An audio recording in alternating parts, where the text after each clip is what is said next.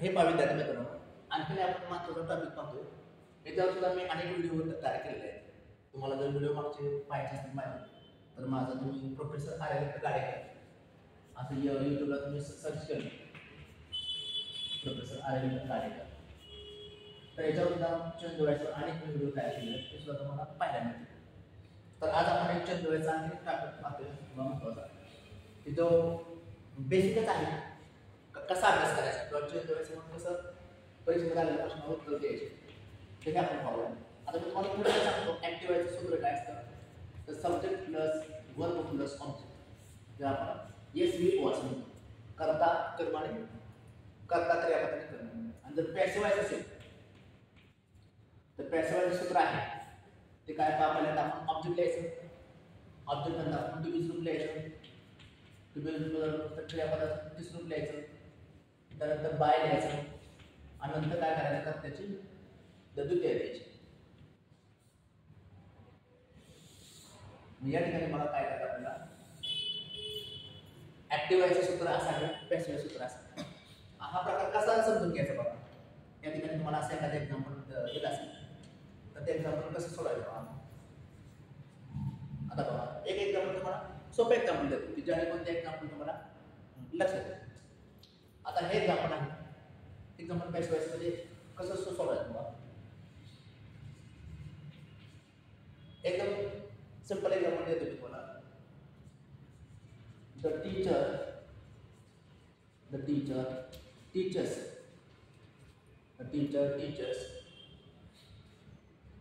a voice that is the teacher's voice. आता या अर्थामध्ये बघा कर्ता कोण आहे, क्रियापद काय आणि कर्म काय. द टीचर अर्थामध्ये काय आहे कर्ता सब्जेक्ट आहे.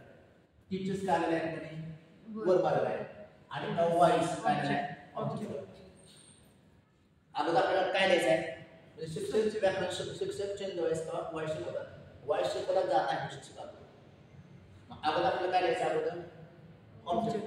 ऑब्जेक्ट काय आहे त्यामध्ये अ व्हॉइस. त्यानंतर आता टीचर्स वर्तमान काळ आहे. वर्तमान काळात तुम्ही सुरू करायचं वर्तमान काळ एम आहे. भूतकाळात तर वॉज होईल.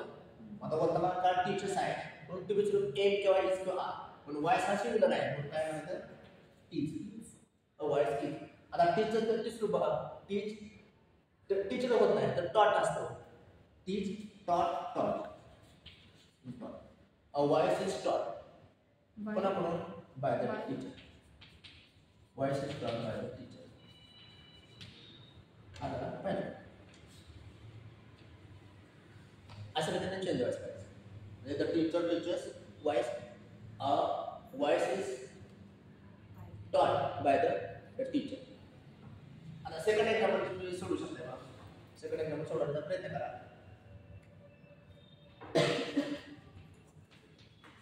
PT Usha own a golden medal.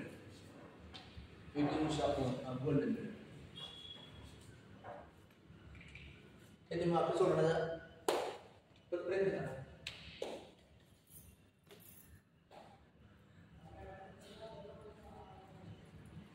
PT Usha own a golden medal.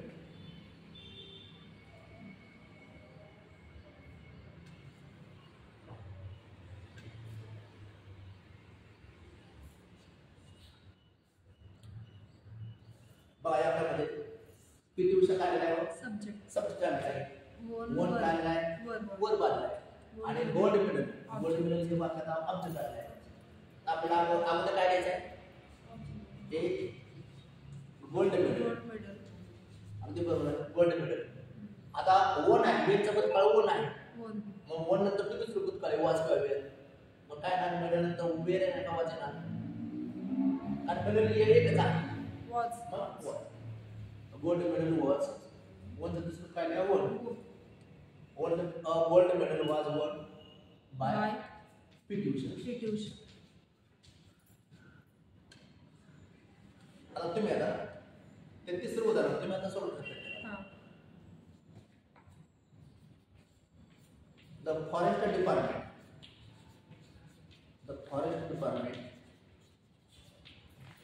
captured the leopard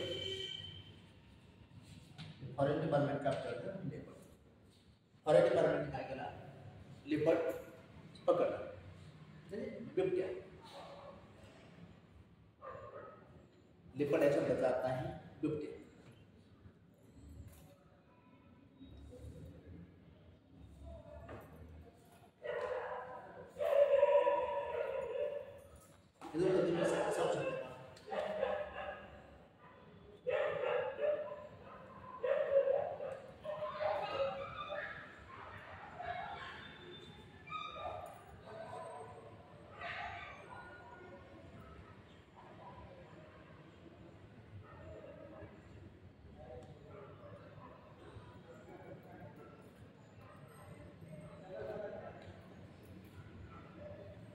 The leopard was captured by forest department.